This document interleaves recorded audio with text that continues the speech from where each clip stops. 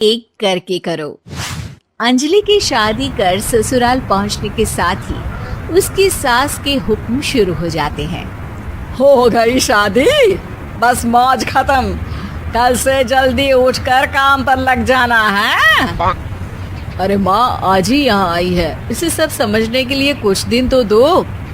मेरे और बहू के बीच की बात है, तू घर के मामले में ना बोलियो। इस पर जतिन वहाँ से अपने कमरे में चला जाता है और सास अंजलि को काम की लिस्ट सुनाने लगती है। सुबह पहले घर की सफाई करनी है, फिर कपड़े धोने हैं, साथ में खाना भी बनाना है। एक की वजह से दूसरा काम रुकना नहीं चाहिए है। जी मम्मी जी ठीक है। ये कहकर अंजलि अपने कमरे में चली जाती है। अंजलि, मम्मी हमेशा बोलती थी बहू आएगी तो उनका काम हल्का होगा, पर मुझे नहीं पता था कि वो काम हल्का करने की जगह टाल ही देंगी। कुछ नहीं होता, ये सब मैं अपने घर में भी तो करती थी, मुझे आदत है, कोई दिक्कत नहीं होगी। ठीक है, पर अगर कुछ हो तो बता देना। दोनों सो जाते हैं और अगली सुबह से अंजलि जल्दी उठ के सास के बताए कामों में जुट जाती है, जिसमें वो जैसे ही कपड़े धोने लगती है तो सास वहाँ आ जाती है। अरे सुनो, ये कपड़े ऐसे नहीं धुलेंगे, सबको डिवाइड कर फिर एक एक करके अलग अलग धोने हैं। क्या एक एक कपड़ा अलग करके? एक बार में सुनाई नहीं देता क्या? वही बोला है मैंने, लग जाओ काम पर हैं? सास की बात मानते हुए अंजलि एक एक करके कपड़े धोना शुरू करती है, जिसे करते हुए आधा दिन बीत जाता है। अरे रे, सुबह से कब दोपहर हो गई पता ही नहीं चला, अभी तो खाना भी बनाना है। अंजलि भागते हुए रसोई में जाती है, जहां उसकी सास पहले से ही उसे खड़ी मिलती है। खाना बना लेना, देखो पहले पकोड़े तल दो और एक एक पकोड़े अलग अलग तलना, नहीं तो कोई कच्चा कोई पक्का रह जाता है। सास की हर बात में एक एक की कहानी अंजलि के समझ में नहीं आती, लेकिन फिर भी वो बिना कुछ बोले काम करती रहती है।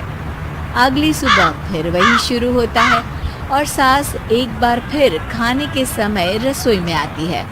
आज क्या बन रहा है हैं? वो जतिन ने भिंडी की सब्जी, रोटी और धनिए की चटनी बोली है, इसलिए वही बना रही हूँ। अरे वाह जी वाह, बढ़िया है।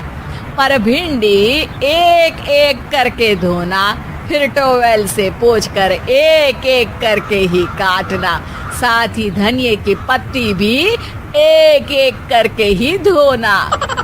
अरे पर मम्मी जी। अरे क्या पर, सफाई का ध्यान रखना आता भी है या नहीं है?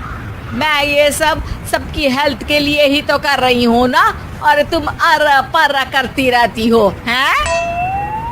सास की बातें सुन अंजलि हैरान रह जाती है। मैं तो सिर्फ सोचती थी कि जानबूझकर मेरा काम बढ़ाने के लिए ये सब करती हैं, पर ये तो काम बढ़ाने के साथ परेशान भी करना चाहती हैं।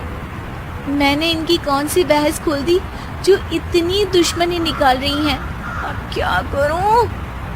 अब अंजलि सास की बातों और हरकतों के बीच फंस जाती है। काम के लिए मना भी नहीं कर सकती, नहीं तो जाने कौन सा ड्रामा खड़ा कर दे।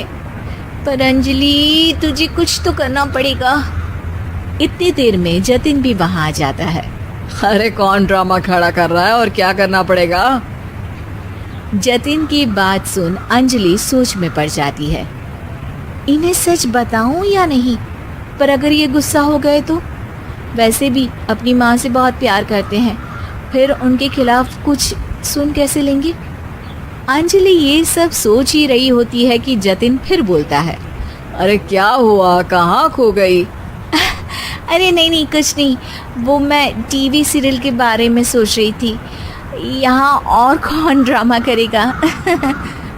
अरे तुम भी ना, चलो मैं चलता हूँ। इसके बाद कुछ दिनों तक अंजलि सास को सबक सिखाने के लिए अलग अलग प्लान सोचती रहती है, पर उसे सास के एक एक करके काम करवाने की आदत बंद करने का कोई तोड़ नहीं मिलता। अगर ऐसे ही चलता रहा तो कहीं मैं एक दिन अपने सिर के बालों को भी एक एक करके सुलझना ना शुरू कर दूं। पगली हो गई है क्या? अकेले में क्या बड़बड़ किए जा रही हो? वैसे आज खाने में क्या है? आलू की सब्जी। तो फिर आलू को अच्छे से काट कर उसके कटे हुए कपड़ों को एक एक करके ही धोना है। बिल्कुल, इसे कैसे भूल सकती हूँ, मेरे जी का जंजाल। अरे बातें कम काम ज्यादा है। अंजलि एक बार फिर सास के कहे अनुसार काम करने लग जाती है, जिसमें सब्जी बनाते हुए उसके दिमाग में एक आइडिया आता है और वो सास को आवाज लगाती है, मम्मी जी सुनिए जरा इधर तो आना। अंजलि की आवाज सुन सास रसोई में आती है। अरे क्या हुआ? क्यों गला फाड़ कर चिल्ला रही हो? कुछ नहीं, वो सुबह कपड़े धोने की जल्दी में नहाई नहीं थी और अब शाम की पूजा भी करनी है, तो आप जरा सब्जी देख लीजिए ना, तब तक मैं नहा कर आती हूँ। अंजलि सास को रसोई में छोड़कर नहाने चली जाती है। इसी तरह देखते देखते 4 घंटे बीत जाते हैं, लेकिन अंजलि बाथरूम से बाहर ही नहीं निकलती, जिसे देख सास उसे आवाज लगाती है। अरे बाथरूम में ही समाधि लगा ली क्या? यहाँ सब्जी बनकर ठंडी भी हो गई और अभी तक तेरा नहाना खत्म नहीं हुआ। मम्मी जी जैसे आप कहती हैं ना, मैं वैसे ही एक एक करके अपने बाल शैम्पू कर रही हूँ, तो अभी 3 घंटे और लगेंगे। तब तक काम और जतीन को खाना सर्व करना आप संभाल लेना। इस तरह अपने नहले पर बहू का दहला देख सास शॉक्ड रह जाती है, जिसके बाद से घर में एक एक करके करने का आलाप बंद हो जाता है।